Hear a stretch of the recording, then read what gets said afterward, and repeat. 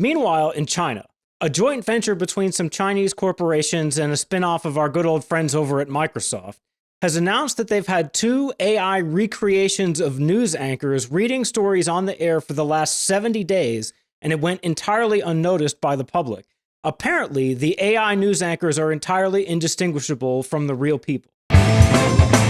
I can't find any video of this specific incident, but I did find this from the same group a few years ago. 我是由新华社和搜狗公司联合培育的全球首个 AI 合成女主播。I assume the most recent iterations of the tech are better, but why do they want something like this in the first place? Why is this worth the effort? Well, the most obvious answer is that an AI news anchor doesn't need to be paid, doesn't need to take breaks, doesn't need to take vacation days.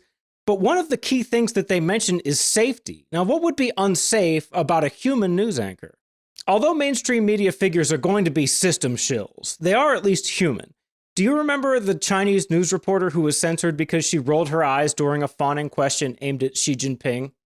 With a human news anchor, you might get some pushback, some questioning of the narrative and the agenda, even if it is just a subtle change in body language that indicates that they don't necessarily agree with everything that power is doing. With these new artificial intelligence anchors, that's never going to be a problem. Thanks, Microsoft.